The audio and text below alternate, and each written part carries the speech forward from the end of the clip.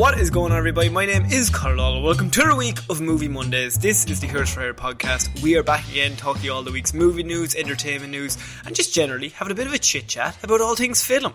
As always, I am joined by my partner in crime on the phone this time, Mr. Shaun Meehan. Shaun, how's it going? I'm fine. I hate capitalism. Yeah. So, if I would just know, I stress this though because Conor Martin, who hosted the show a few weeks ago, he came up with the opinion that we always start every show by just complaining about something. And so I'm afraid to get into this. But all I'll say is that myself and Shaun both work in shops. Yep. And it was Black Friday weekend, and we'll that's all I have to say. Just you can draw your own conclusions from that. Fill in the gaps on our energy levels and why we're doing this on the phone. And just we're not even asking for forgiveness. This is the only way it's happening. Oh Lord! So what can you do? I think. I've turned, but I was exhausted earlier on, but I think I've gone into the point of lunacy now, and I think that's a good area to be in. Yeah, I think I've smashed through the barrier of exhaustion, and now it's just like pure apathy. You've turned into me. Oh no! Yeah. Just like this might as well happen. You don't want to be apathetic of cards things. Right. Here we go. Right. This is Movie Mondays. This is where we talk all the week's movie news. And there's only one place to start, Shaun. That is the biggest news of the week. Actually, no, not really. But I wouldn't be starting with it. I wouldn't be starting with it if it was the actual biggest. But it's the biggest in our hearts because. The first news story I have this week involves Big JD, Johnny Depp, best known for his star on a big wheel that one time. Or Johnny Depp. Johnny Depp is producing a Michael Jackson biopic told from the perspective of his glove. What? I did. See, here's the thing, right? Me and you have been completely out of the loop on movie news for the last week, and I put this show together, and it was all a surprise to me too. Have you confused this show with Weird News by any chance? No, I haven't, because this is Johnny Depp and a Michael Jackson biopic, because they did the Bohemian Rhapsody, they did all those biopics, did Elton John. This is in that same line, but Johnny Depp's doing it, so you know it's going to be fucking weird. And he's doing it from the perspective of Michael Jackson's glove. Shaun, what are your thoughts initially, just from that headline? Couple of things. Okay, hard to relate to a glove, I grant you. Yeah. Second of all, is Michael Jackson back? Is he all right again? Like, there's a whole documentary. Did anyone hear the height of that voice? I'm not sure where. Just really quickly, is Michael Jackson back? Are we allowing this? Look. Is Johnny Depp back? Maybe another fair question. Right. Is he the man to cover this topic? Maybe he's the one man in Hollywood that could. Where's this going to go? Because there's a lot of stuff happened to Michael Jackson before the glove. Yes. He wasn't in Jackson 5 with the glove. No, he wasn't. So they already had 5. They already had 5. He didn't need the glove. Unless they're like, he's telling a story. The film starts with him telling a story to a bunch of people about his life in the Jackson 5, and he's wearing the glove while telling the story. I mean, we don't know any details so far, so unfortunately, but what we do know, right, is that there is a play that has been written about Michael Jackson as told by his glove. It was written by a woman called Julian Nitzberg, and the play itself is set to debut in Los Angeles next month. But Johnny Depp seen this play, and he's already working on producing a movie based off the play. Okay, is he just hedging his bets that this play becomes the next Hamilton or something like that? Okay, that makes a lot more sense rather than Johnny Depp had this idea and now. Yeah, no, and it gets. See, it was a dangerous topic to bring up. Surely, because of two very volatile figures in all the areas. I think Johnny Depp is just kind of a dick, but I don't know if he's... I think he's difficult to work with. Yeah, Michael Jackson is a whole other kettle of fish we're not getting into here. They're saying Music Mondays. No, it isn't. So, what they did say is that... about the movie is that everything MJ has been accused of has actually been caused by his glove, which is actually an alien from outer space. No. What? And so this is the conversation that the two producers were having, right? I hate this. Apparently they laughed and said, can't you just do a normal version instead of that fucked up one? And so this is like that idea, but toned down into a musical theatre version, and now Johnny Depp is producing a movie based off the toned down version of the alien glove and Michael Jackson. This sounds like a South Park plot. Yes, no, it does. Yeah, that's why it's... I was debating whether it's movie news or weird news. I settled on movie news for no reason. There was no real logic to it. I just said, fuck it. There's a lot of movie on the show here. That's true. Like, which version is going to cause more... Well, I know which version would cause more offence. Oh, no. But do you lean into that, or do you still cause offence with a worse premise? I think there's nobody in Hollywood that deserves this movie more than Johnny Depp. This movie and Johnny Depp deserve each other. That's a career-killing movie, isn't it? I don't think so. I think Johnny can get away with many things. Is this so they can get out of casting Michael Jackson? Actually, that's a good point. Maybe. You'd only see the glove. You never see his face. It's like the mother in Tom and Jerry. You just never see the face. And it can be called The Glove. Yeah. And then I don't see. It's going to make like Thriller real hard to cover. But think of the puns, though, in all the critical responses to the movie. You have all to hand reviews. It to him. Yes, I don't think it's that bad. Like, it could go on for days. It really could. But also, should it? Should it go on for even a minute? See, here's the thing, right? This movie, we really shouldn't be talking about this, but I read it and I said Shaun needs to know that this exists so we can prepare ourselves emotionally for when it ultimately gets cancelled, I would say in about 2 months. Yeah, after the musical opens, perhaps. Yeah, but Johnny Depp is on board and he's already working on it. So if you're thinking, what's JD going to be in soon enough? Well, that's exactly what he's working on. It's this and Pirates of the Caribbean 8. Whoa, I'm on a big wheel again. Oh, man. I just love JD, you know what I mean? He's such a nice guy. Famously, you're his biggest fan. I am. We, as a collective, we're his biggest fan. Who's our... It's Jared Leto. Jared Leto and Johnny... Jared Leto could play Michael Jackson. Oh, he would. Oh my God, he'd commit to the role. Oh, my God. Imagine how many people he could offend. Oh my God. Oh, lads. Oh, let's not think too hard about it. I think this movie needs to cast Jared Leto. As the glove or as Michael Jackson? If you imagine Jared Leto pretending to be a glove, though, imagine the training he'd have to put into that. He'd be just hanging out of people's wrists. Just walking along. He'd wrap himself around someone's hand in the winter. He'd build a 50-foot statue and then just hang out of their wrist so he'd get used to it. Like, he just gets into the role. He's like the greatest actor of our time. He's a dickhead. Different opinions. Different opinions there. Both valid. Both valid. So we're going to move on to our next piece of news, and this is actually DC related. Now, there's a lot of DC news this week, so what I'm going to do is I'm going to throw 2 of them in now, and then we'll finish on the big one. Because Variety did a lot of talking to any DC higher-ups during the week, and we're after getting a lot more news based off movies that they'll be planning in the future. So, my first piece of DC news, Sean, is that DC will reportedly be making more R-rated movies after the success of one Joker. Oh my gosh, okay. Yay! Sean, let's go! Okay. Look, if they're good movies, go ahead. The R rating isn't what made it successful. We said this with Deadpool and Logan.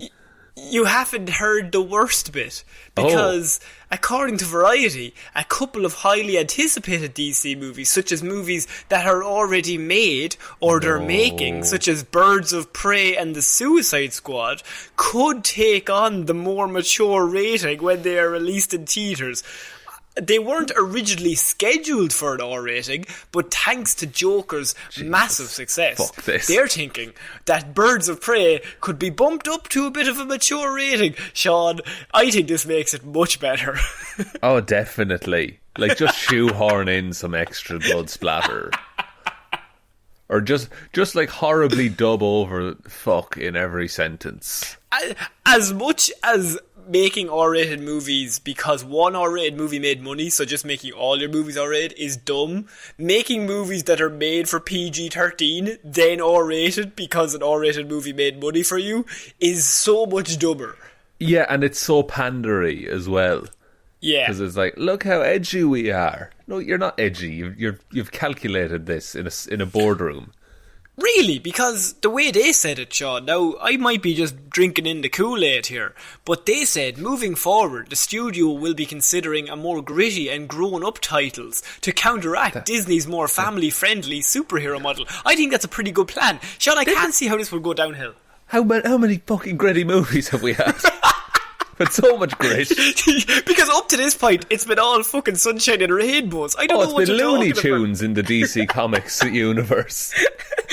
You can't go anywhere. It's always daytime. Batman is useless. But, like, here's the thing. I imagine, like, James Gunn's got to be livid, because if they had told him at the start, make an R-rated Suicide Squad movie, he would have been amazing. Yeah, I know. I think he would have been a really good Suicide. But now Suicide Squad isn't until 2021. So they are still shooting it. So he would be talented enough that he could change a few things during production, maybe add a few scenes. But at the same time, if the movie is written as a PG-13, just leave it and maybe start the next project as from scratch. We have all the toys to play with. Yeah, that's true. And I think Birds of Prey, this is interference from a studio again, that late in a movie's life they're changing what it was set out to be. Birds of Prey is coming out in February. Yeah, that's wraps.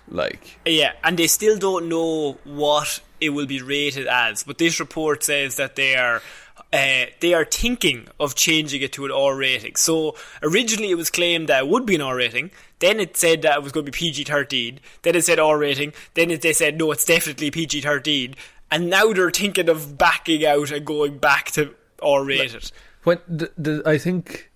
I think this is the lesson that should be learned when an R-rated movie does well, is that an R rating doesn't mean it'll do badly.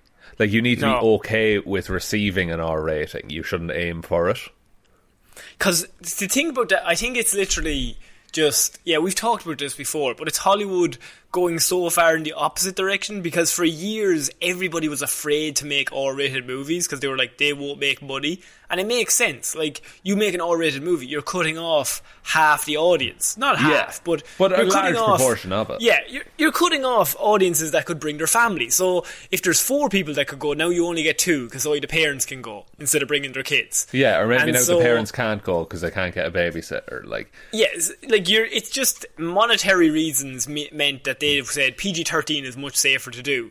But because Deadpool made so much money, and Deadpool was really the catalyst for this, so it was Deadpool and then Logan same year that kind of just basically blew the doors off and said, if you make a good movie, people will go see it. But of course Hollywood doesn't look at the good movie bit. They look at people, like when people get decapitated, it has to be the decapitations that are good. Yeah, or maybe it's like they just think I don't know, maybe that the older crowd will, like, I'm trying to think of a way to phrase this, that they don't think, a 25-year-old will go see a PG-13 film. It has to be R-rated. We've all seen that with the MCU. Yeah, it has the draw if it's a good movie, or if you've built the groundwork that people care about those movies. But, I went and saw Detective Pikachu in the cinema. I am not the target audience for that, really. But if they had made an R-rated Pokemon movie. Actually, I would see that. But an R-rated Pokemon movie, that would be... People would be getting butchered. Oh, it would be butchered brutal. to death. But you know what I mean? Like, you're not... it's not as much targeting your audience that you're doing. You're letting your audience know what they're in for with an R rating. Yeah, but like... DC coming out, and I just love the irony of them going, I think after Joker we should get more gritty. You know? Yeah, gritty and grown-up titles are more gritty. Like Batman vs Superman, how gritty was that? It's just on a scale. I think there's this whole thing of people get fatigued by superhero movies that because they feel like, oh, it's the same thing happening a lot at the same time. It's the Marvel formula. But yeah. With DC, like, watching the Joker, I think you would get fatigued far faster by watching, you know, just a man have his life ruined and then maybe in the last half hour he becomes a crime lord. I think that has a lot of legs. I think I could watch that for days. No, I think it's just that's a lot more emotionally draining than, the heroes won again, you know? Yeah, because how I would view it is that R rating at the minute is seen as cool, right? So you have Deadpool and Logan and Joker. It was kind of seen as edgy and cool. But the more if you make R rating the norm, then every movie's an R rated movie and it loses all of the cool factor. Then what's the point? Yeah, because R rating, correct me if I'm wrong, is like 18s over here, isn't it? That's it. Okay, Ireland's a weird one because we used to ban a load of shit for no reason. Yeah, but that was just because the church were just like, nah. Nah, son. The Pope would just be on the shoreline when they were just shipping the film over. They're like, go back. Go back, turn around. They were like, which one's the way to Dublin? Back the way you came. But, like, 18s for the longest time was, like, horror movies and... even like movies with a lot of sex in them generally, they would have an 18s rating. But I think just PG-13 to straight R seems like a different level. Do you get me? Yeah, no, I think that's like a very big step up, and it's also all this means is that DC, of course, are just changing like the wind. And like what's worse is like. We always say that they're very gritty, but they were kind of PG-13 gritty, whereas now they just... Because Joker does well, they're going to go over there and do that. Because Aquaman did well, they're going to go over there and do another Aquaman thing. It's like, maybe if you just have a plan, instead of just putting shit out and then going in 7 directions. Yeah, because if you track it, like, it wasn't really gritty at the start. It was rainy and sad. That's what it is now, at the minute. Yeah, but then, like you said, Aquaman was a bright, colourful whole CGI thing. And Wonder Woman. But Wonder Woman was a good movie, but it also had that grey filter that a lot of those movies have. Yeah, see, Wonder Woman's, it reminded me more of the time. Like, it was World War II. World War One. Yeah. So that makes sense that you would have a grey thing or a grey tint over everything because they're in the trenches. They're in a shit situation. Yeah. But, you know, like you see Bruce Wayne, like billionaire, and he's still in that same grey filter. Just because it's like the Titan show. Have you seen the blue filter on that Titan show? Yeah, I have. Oh my god! Why would you shoot a perfectly good show? Why hire a lighting man if you're just gonna put a blue filter over everything? There's no point. Yeah, and it's like how the end of Justice League was changed to be all red. Yeah, it doesn't make any sense. So them doing this, especially with the idea that they might change the Birds of Prey, is ridiculous. And no, because I'm quite excited for Birds of Prey as it is. Like, I don't need an R rating to make me see that. I think they'll back out because they want Birds of Prey to do well, which I think it will. But I think it will do well PG-13, and also, if it is PG-13, that means that it'll have more success, and they'll have a bigger chance of getting a Harley Quinn movie off the ground. Or future...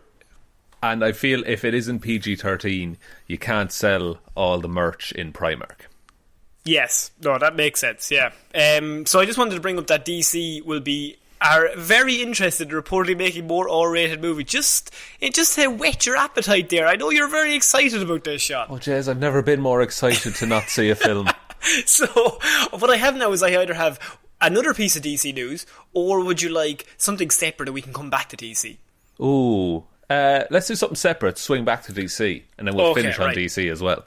Because that Variety interview, they literally, I think they spilled like the next 5-year plan, so we're going to have to talk about it. But there's all separate things, right? So our next piece of news is Elizabeth Banks, director and one of the stars of the recent Charlie's Angels movies, is now lined up to direct the Invisible Woman movie, and she will also be starring in it as the Invisible Woman. As Susan Storm? No, just the Invisible Woman as a separate entity. Okay. So like Dark Universe. Did you think they were just doing a Fantastic Four without the other three? I mean, look, of all of them, she's probably the best. Fuck you, Ben Grimm. No, Ben Grimm is clearly the best. Well, the best man. Yeah, out of all the men in Fantastic Four, Ben Grimm's the best. But out of the four, Susan Storm is the one that actually does anything. And she's the one that you kind of root for. Yeah, because she never accidentally destroys a universe. And she doesn't have, but she does have Stockholm Syndrome, so we do have to factor that in. True enough. But yeah, I'd watch her in an Invisible Woman movie. So there's an Invisible Man movie coming out. Yeah, I heard that. And actually, the trailer for it doesn't look actually that bad. The first trailer was a bit weird, but I watched the trailer recently. I think they released a new one a few weeks ago, and it actually didn't look awful. And I can only give it a compliment because I have no emotional attachment to that franchise in any way. It's a property I know literally nothing about. Yeah, these properties are all, as you said, the monster universe or the dark universe. It's like movies from the 1930s or 40s that they're remaking because the copyright expired. Is copyright expired, and they just can do whatever they want. So they will be doing an Invisible Woman movie. It's not like a superhero thing. The idea is that you have a woman who, in the 1940s movie anyway, you have a woman who gets subjected to a professor's experiments, and then he turns her invisible. And she wreaks revenge on her former boss while she is invisible. That is the plot. But I do think it's broadly like a horror thing of like, how terrifying would it be to see yourself disappear? Yeah. You know, maybe that's, you know, a scary door thing that it was referencing. But I do think like that's a nice kind of movie to make, because it's just, you know, it's a movie. It's not necessarily based on anything. It happened, like the original was so long ago that it's not. It doesn't have a lot of nostalgia for people, so you're not banking on that getting sales. But can I ask you a question? Will people go see this movie? I don't know. Not because Elizabeth Banks is directing or anything, but Terminator Dark Fate died a death. People are not going to see movies that aren't based on Marvel or The Lion King. I don't think you can have Terminator Dark Fate as the example, because they lost. You know, it was a lot of Terminator Bad Faith. Yeah, oh, very good. Thank you. It could be Dark Fate. That would have been better there, but don't worry about it. I'm not sure. Okay, we'll do that again. Okay. Take two. Sorry, everybody act like he hasn't said anything. Hang on, what did I say before that? I don't know. What was my lead-in line? I think there is still a place for those movies, even if it's, you know, a Netflix thing or anything like that. I don't think there's anything wrong with that. Like, The Irishman came out and people are hype about that.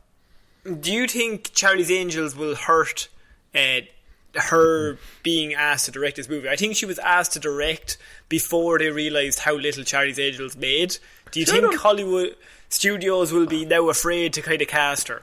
I don't think Charlie's Angels is properly out in Ireland yet, is it? No, it's out in America and it didn't make very much money, but it hasn't been released in Ireland, so maybe we'll give them like $200 million. Like, that's a whole international box office, you know, that hasn't been counted towards that movie. So I don't think it's necessarily like the nail in the coffin for Elizabeth Banks' career. I just seen that, and I was kind of like, I think this is like a weird horror thing, but it's also, I really hope this isn't used to reintroduce the Dark Universe. Yeah, oh, do you think they'd build like that as the cornerstone? I think they would, though, because Elizabeth Banks is a great actress, and if you got her in as one of your main stars, and you kept Russell Crowe, say, let's just hypothetically say that, and you have Angelina Jolie as Frankenstein's bride, and you've Tom Cruise, that's a pretty stellar cast. That is true, and like, from what I know of Elizabeth Banks, like, she does the things she likes, you know?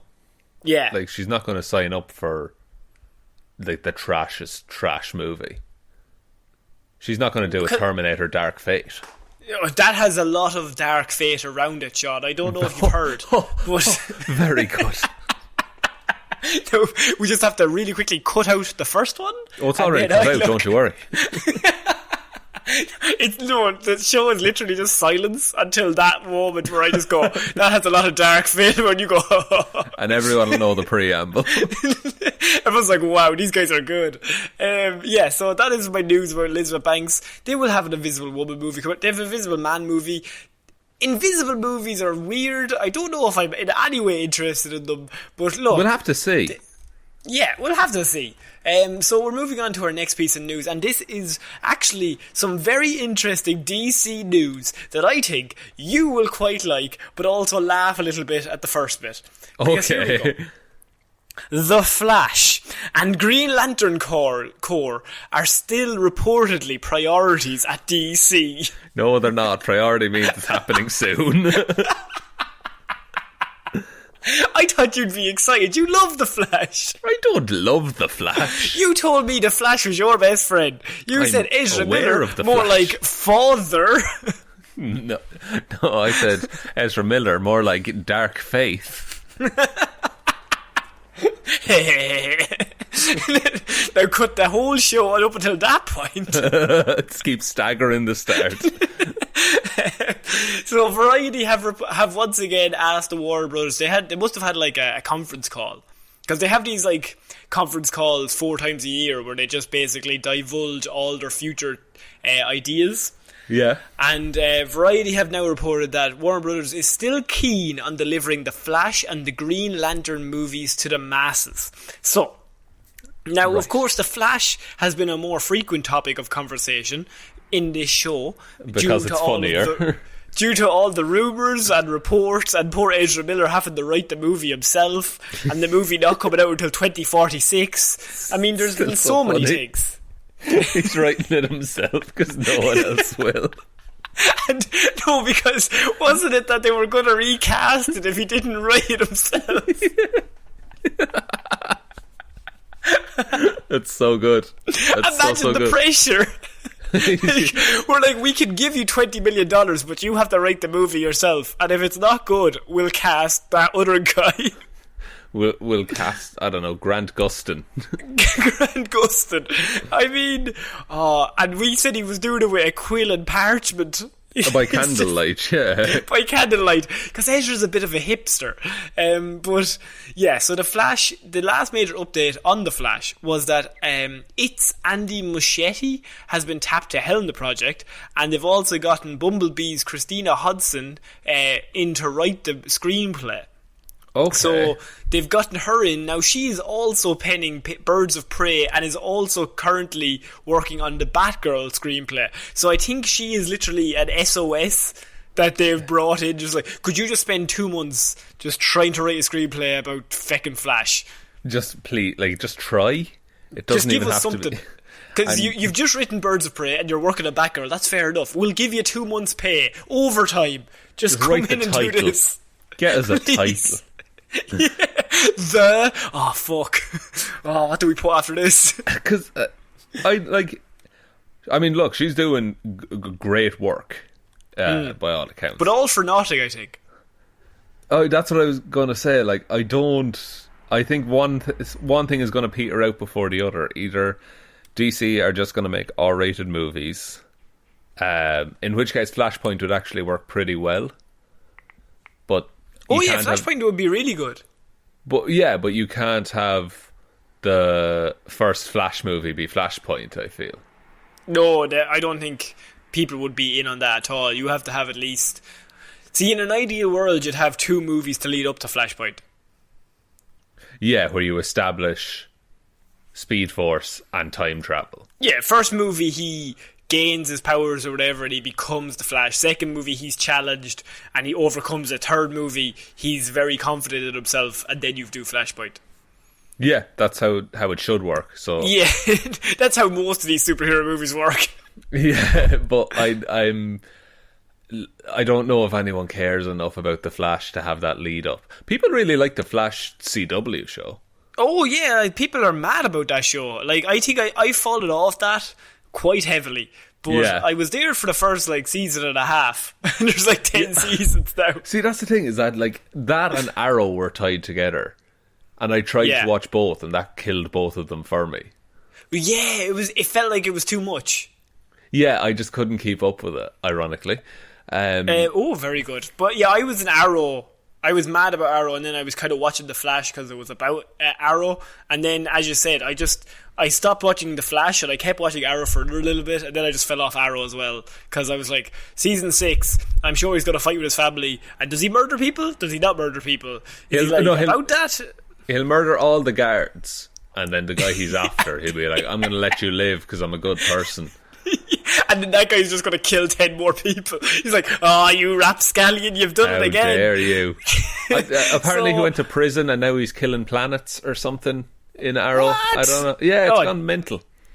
I don't know. There's your 5-second review of 2 men who haven't seen it in about 3 years. I'm sure there's people listening to this who've seen every episode these 2 fucking idiots. The Ezra Miller is, unfortunately, he won't be around until at least 2021 to start shooting The Flash. Oh, no. Because he's busy with Fantastic Beasts 3, Warner Brothers' other massive big franchise. And they can't get rid of Ezra out of that. So they gotta keep Ezra around. They gotta keep Ezra around for Fantastic Beasts 3. And 2021, he'll be getting on that plane and coming straight over to film. I don't think that's true. I just have a feeling. There's an inkling that they might push it back. Look, the track record, there's been more times the Flash movie has been pushed back than a date has been announced. There's been more times it's been pushed back than any other positive news about the movie. I think there's little to no positive news about the Flash movie. Actually, I don't think I've heard one piece of positive news. We don't know is any who else? Who's left in that universe? Is it just Aquaman and Henry Cavill? See, but Henry Cavill is also a maybe. But he said he was out, and then now he's, after coming back recently, been like, I might come back in. But he definitely said he was out. But Wonder Woman, that got pushed back. Is that 2020? It's coming out. That's October next year. That was meant to come out. No, sorry. It was October. It was meant to come out October this year, and it got pushed back to next year, but I think it's early next year. Okay. I just looked it up. June 5th, 2020. It's supposed to come out. But that was already supposed to come out. And what about the Green Lantern Corps, though? Shaun, this is the new big thing. They've already had one movie, they did it wrong. But this time, let me just get you a little bit excited, because Jeff Johns, who wrote the Green Lantern comic book run that lasted nearly a decade, was tasked with rewriting the project script. So he's rewriting the script, right? I don't trust him. What does he know about Green Lantern? But now, they've also said that J.J. Abrams and his production company have first dibs on that script, because somehow they've worked it into the contract that they have first dibs on any Green Lantern project that will be going ahead at Warner Brothers. So, you could technically have a Green Lantern movie that is helmed by J.J. Abrams, written by Jeff Johns. I like the writer. I'm still not sure how I feel about J.J. Abrams. I think he's fine. Really? Yeah, it's been... I don't know that I've been wowed by any J.J. Abrams stuff recently. I think he's very good at the first one. He's very good at the first movie. He loves setting up mystery boxes, but Yeah, and then he just fucks off. And, like, we'll think about that when we get there. But, like, maybe they'll get Ezra to come in and direct a second. I don't know. That would be quite funny. that would be actually. hilarious. He's wearing the Flash costume. On set. Ezra, not only do you have to write the Flash, but now you also have to follow JJ and all of his mystery boxes in the second Green Lantern movie. Oh, no. But I think he's a solid director. Do you get me? Like, yeah, he'll get you a decent movie out of it, at least. But I think that's all they need. That's true. I mean, it's going to be the best Green Lantern movie we've ever got, probably. Yeah, they've only got one. And, like, the one they had Taika Waititi and Ryan Reynolds, and still was shit. Who was Taika Waititi in that? He was the friend. Wasn't he? Was he? It's been so long since I've seen that movie. Give it a googs. I'm confident that Taika Waititi is the friend in Green Lantern. Or he's in Green Lantern anyway. Taika Waititi. Oh, here we go. This is your one googs. I did a sneaky googs earlier for Wonder Woman. Oh, you did actually. I let you go with that now. You did, Bigar. Oh, he is. Told you. Oh, well, look. Fair play. Before he was big. Before he was Hitler. Before he was Hitler. That's how we'll chart Taika Waititi's career. It's BH and AH. So are you excited about the possibility that we could be getting a Green Lantern and the Flash movie, or are you completely over this? I'm a little bit over it. I don't Really? I don't really care about it. Wow. I know. Maybe it's the apathy talking.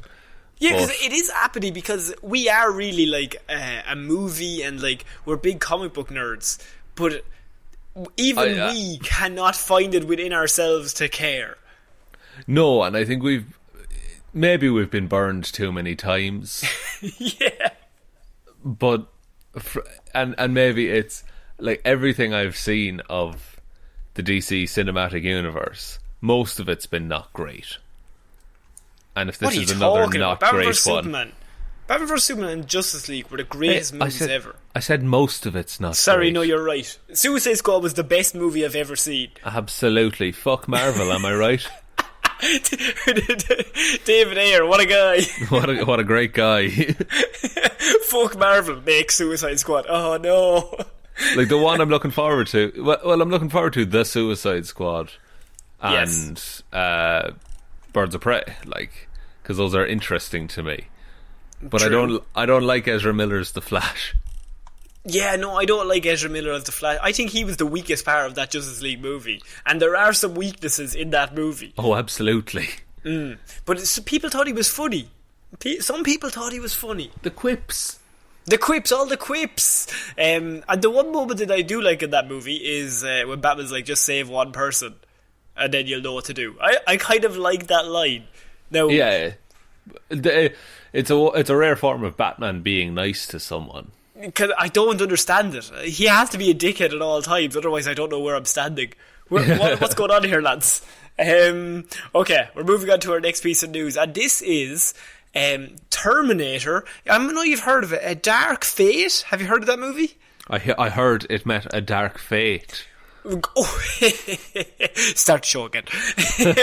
So, Terminator Dark Fate. We talked about a few weeks ago how Tim Miller and James Cameron were at odds in the movie process, and we were speculating as to what those odds could be. Well, now I actually have what happened, and because Tim Miller opened up about the disagreements he had with James Cameron on the set of Terminator Dark Fate. Okay, let's hear him. So, we've all seen Terminator Dark Fate. If you haven't, don't worry about it. It's fine. The Legion is the AI that rose to power in the Dark Fate's future. Instead of Skynet. And apparently, it's just a big evil AI. There's always a big evil AI, just this time it's called Legion. So, spoilers, I guess. But spoilers for a movie that you definitely have not seen. And if you have, don't worry about it.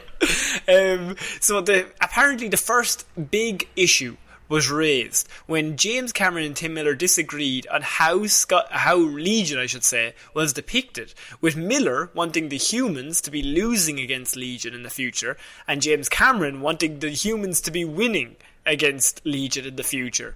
So right, big change. Big change, basically the opposite of each other. Because Miller says in his interview, I suggested, Legion is so powerful, the only way to beat it is going back in time and strangling it in the crib.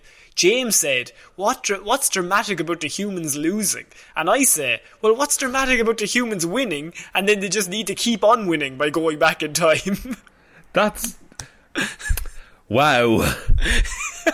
Like, one of the key parts of storytelling, one of the key parts, and I say this as a man who did a degree in media and film. We have a shit degree, the two of us. But conflict is like the key to most stories. No, I think it should all be solved in the first act, and then everyone just plateaus for an hour and a half. Just status quo. Just status quo, life. And nothing changes. Oh, that's awful. How is James Cameron allowed to be as he is? Nobody's ever asked that question about someone. How is he allowed to be how he is? Because I just, like, the clout that he has, he doesn't deserve if he's talking like that. So he said perhaps James Cameron wanted humanity to be winning against Legion because he'd actually carried out a similar approach, they say, with Terminator and Terminator 2, because although John Connor and the Resistance had struggled in their conflict with Skynet, they were on the verge of taking out the AI in those movies, and they just needed like one little more push to get it over the edge. Yeah. So... and that's why they sent back the Terminator, is because the humans were just about to win. So his idea was that in this time they're winning, and Tim Miller saying, well, what would it not be more fun if they were losing, and this is like a last ditch effort? Like, the thing is, spoilers again for Terminator Dark Fate, the movie that no one cares about, but yes. John Connor dies, which means like Skynet's plan works. Like, they stop the humans from winning. Yes. So now the humans are losing. Yes. So James Cameron's gone against winning, his own... What if John Connor just didn't matter? What if they were on a boat and there was an iceberg? He just brings it right back. He did it again. What if they were blue? Abadee, abadai. But damn it, James. Damn it, James. You raise a good point. But I just think James Cameron has gone against his own logic in the previous Terminator films. Because if you kill the leader of the resistance never forms. So the humans lose. So another raised issue was Tim Miller said that there was many issues around lines of dialogue that he thought were poetic and beautiful, but James Cameron didn't like the words. So he said, take them out. And Tim Miller said, no, I'm keeping them in. And so he would basically fight for his lines. So the director of the movie was fighting with James Cameron for the lines he wanted to keep. So James Cameron, he is objectively just a man on set. He's just a man, just kind of walks on set, does whatever he wants. He's James Cameron. How does people let him away with the things that he does? But Tim Miller also acknowledged that while James Cameron and producer David Ellison technically had final cut and ultimate power, this might surprise you, Sean, but he felt that it was his duty as a director to fight for what he thought was right for the movie. I mean, I think that's why you hire a director, to give it direction. When the time came for Miller to show Cameron his director's cut of Terminator Dark Fate, he wasn't sure how Cameron would feel, given that Miller had cut a lot of stuff that Cameron thought was important. But once the screening was finished, James Cameron reportedly answered, "We've got a movie," and slapped him on the back. Okay, so they're all bros in the end. all bros. But here's the thing: Tim Miller has now come out and said that although him and James Cameron are still on talking terms, he's unlikely to work with Cameron on a professional level again. Jesus. Which I think is code for he's a fucking dick. He is a nightmare to work with. Yeah. So now we know some of the information behind why Terminator Dark Fate, maybe it wasn't the movie it was set out to be. Because you had two different directors, basically, fighting over the movie. And I don't think that's all of the films. Like, I don't think that's everything that's wrong with that film. No. But I think it certainly didn't help. Yeah, like if you have a clean production, that certainly helps the making of the film, and you might have a cleaner cut. Yeah, but if it's coming down to, I don't think that line works. I think it does. I think like there's no way you're going to get a coherent product at the end of it. And Sean, just really quickly, who should get final say on if the line works or not? Oh, probably, I don't know. James Cameron? Any line in Hollywood, James Cameron. Any line, he's in every editor's boot. Just like, take that out. He's just really famous lines. Yeah. Luke, I am here to cut that. Cut George, I would cut that. Doesn't make sense. What if they just won now? Yeah, what if the movie started and Luke Skywalker was king? What if we just did that? King. And then George was like, that's not how it happened. Sorry, George. What if royalty exists and he's the king of the universe? Okay, no, that's a good point. What if Daenerys just killed everyone? Yeah. He's just like James Cameron in every editing fruit ruining movies. That's his life's goal. The and only then movie there's is just Titanic. like hard cut. Then it cuts to him in Avatar, and he's like, "This is a very important movie. People are going to love it." I can't wait for that to bomb. Are we turning on James Cameron? The more I hear about him, the more I'm not a fan. No, he just seems like an awful man to work with or be around. And he's made some he made Terminator 2, so he will forever be like amazing for that movie. But you also kind of have to look at it like, just because you made a few good movies doesn't mean you can be a dick now. Yeah, like you shouldn't hold yourself in such high esteem because you're not better than anyone. And if you wanted to direct the movie, just say fucking yes. direct it. I would be of the opinion that James Cameron might have first dibs on who directed Terminator Dark Fate. I'm sure he got a phone call. And they said, do you want to do it? And he said, nah. And then busy. They went, he's like the child. He's like, well, I don't want it, but you can have it. It's mine. Yeah, I want it now because you have it. Yeah. And so we're ending Movie Mondays this week with our last piece of DC news that I've left till the end because it is so juicy. I felt like we just needed to just revel in this gloriousness, because I have DC. They're on the lookout for a new Superman shot. Oh no. You know that? Because Tim Miller and Henry Cavill. Tim Cavill is a strong name, first of all. Tim Cavill is Henry's brother, and he's even more handsome, if you could believe it. Oh my god. The world's going to end. It's Henry like Jim Hemsworth. Not Jim. But yeah, Henry Cavill said that he was out of Superman. Then he said now he's back in. And he's now maintaining that he's back in, because I read it again. I was suspicious, but he's now saying he's back in, but he definitely said he was out. So you don't know what's going on there. But what we do know is that DC were thinking about doing another Superman movie, maybe rebooting it, because DC met with Michael B. Jordan about playing Superman several months ago. Oh my Sean. God. Okay, let's just all sit down for a minute, because this is great. Yes. This goes famously, off with our... we'll cast Michael B. Jordan as anyone. I was about to say, this is literally our podcast. We're just, Michael B. Jordan can play anything and anyone. And I'll be delighted with that. We tried to cast him as Batman. We made a push. We made a massive push. DC listened to us and then they went the opposite direction. But that's fine. Look, he's still one of the two. He's still one of the two. So, it is rumoured that they met with Michael B. Jordan in regards to playing Superman. Shaun, what are your thoughts on Michael B. Jordan as an actor? Phenomenal.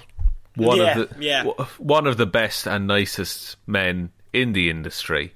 Loves anime. Yeah. Just a fucking good dude, you know?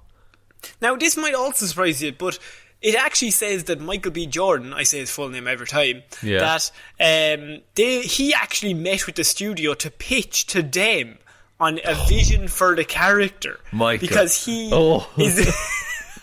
Because he's mad about playing Superman. The outlet Variety also noted that the actor isn't signed on for anything yet, primarily because a new Superman movie is still, like, years away, and they actually haven't talked about it. But he went to DC himself, and he pitched a Superman movie with him playing the lead role. And also J.J. Abrams is interested in directing Superman, but I think DC just want J.J. Abrams to direct something. That's true. They have him like on speed dial. Yes, but Michael B. Jordan could direct. Bring James Cameron in. No. What if he was made of kryptonite? Damn it, James, you've done it again. You've simultaneously ruined this movie and made it better. What if he wasn't so super? What if he was just a man? Oh, he's so good. What if we just follow Michael B. Jordan around with a camera? Yeah. So Michael B. Jordan, he is very interested in playing Superman. Henry Cavill has also now maintained that he's still Superman after his 3 appearances in the DCEU. But they've now also renewed The Witcher for a 2nd season on Netflix, and they don't have a Superman plan lined up with regards to Henry Cavill in the next 5 years. So it would be feasible that Henry Cavill could go off into the sunset and do The Witcher Season 2, and then you bring in another Superman to match with Robert Pattinson's Batman. Oh my god, that's a great idea. Yes. Oh no, it would be so good, wouldn't it? This is why I left it to last. I knew you'd be excited. See, Conor Martin doesn't know what he's talking about. We're always positive when Michael B. Jordan's involved. Michael B. Jordan I want him to just be my dad. I love the man. But even having Michael B. Jordan as Superman, he's got the name recognition, he's got the credibility, he's got the talent. Not to say that Henry Cavill didn't have any of these things, but if you're going for a fresh start, that is you come out of the gate swinging with that. And here's the thing, in regards to Henry Cavill, it was always going to be very hard to find a man as handsome as Superman, as Henry Cavill. There's always going to be a downward, unless you go Michael B. Jordan. Yeah. That gives you some hope to match what you've already got. And did you see him in Black Panther? He's huge. Him in the suit. I'm just imagining it in my head. It would be perfect. And then you could also see, this would raise so many more things in regards to Superman. Superman the teams of Superman are always the outsider looking in, and I think this casting would cause major things in regards to that. But I think it's amazing casting, because you'll always get those people Superman is white in the comic books, so he has to be white in the movies, and that would be a very, very, very vocal minority. Yeah, because I think comic books are not real, and that's so true. You can do whatever the fuck you want with a character, as long as it's the best actor and it's written well. As long as the character is still Superman, he can look like anything. Yeah, it doesn't matter. You always go back to that Movies with Mikey. Movies with Mikey is the video I was going to bring up, yeah. Where it was, he put out on Twitter just alright, no holds barred, no requirements, who do you want to play Batman? And everyone just shot back with why certain actors or actresses couldn't play Batman. Well, no, everyone shot back with white, middle-aged men with black hair.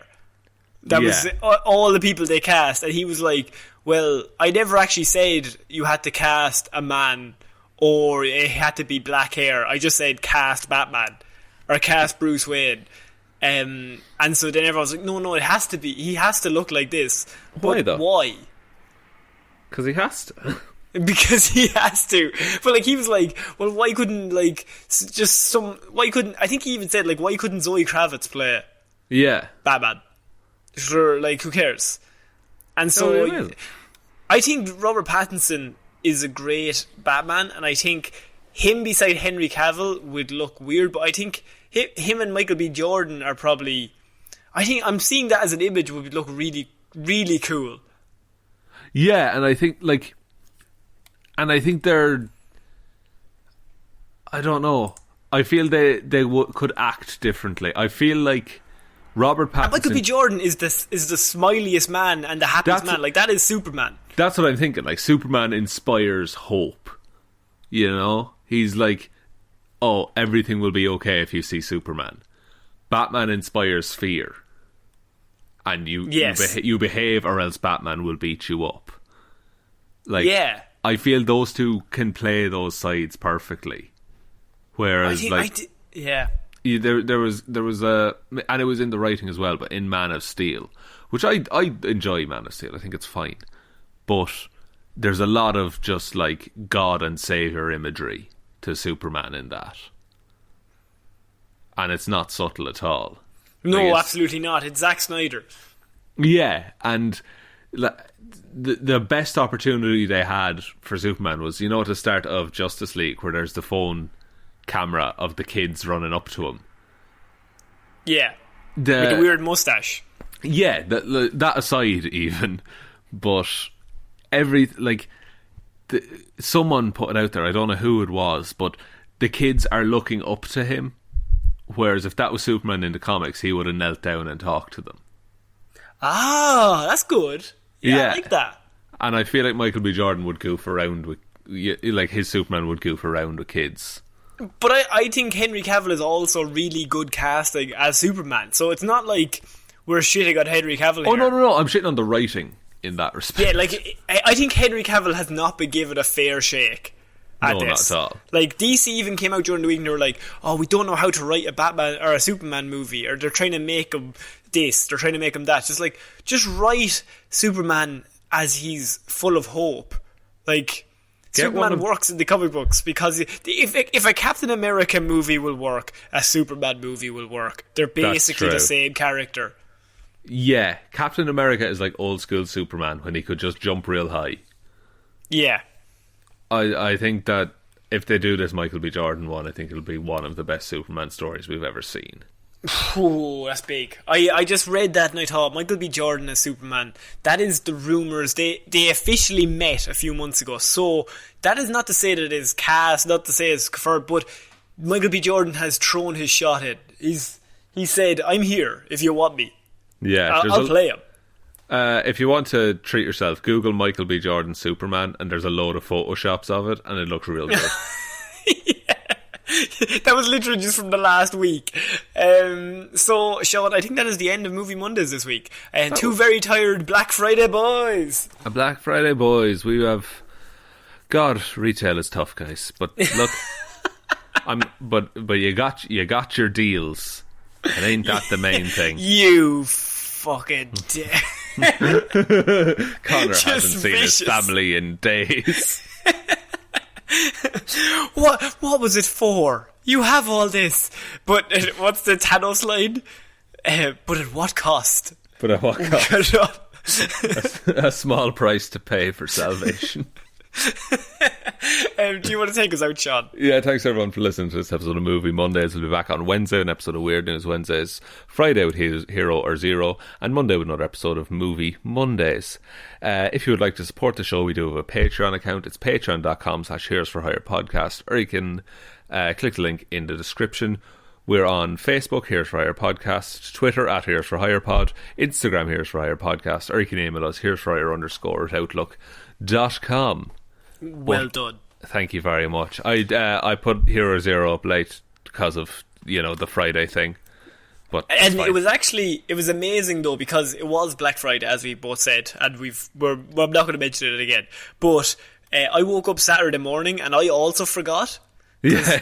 Now, what people don't know is Sean sometimes forgets what day of the week it is. I have a thing in my brain where I'm stupid. I have a thing in my brain missing. So it has happened before. I don't know what episode it was. It was ages ago, but it was like a Wednesday. And yeah. I think it was to a about Wednesday. 10 o'clock. And it got to about 10 o'clock, and I was just like, the episode hasn't gone out.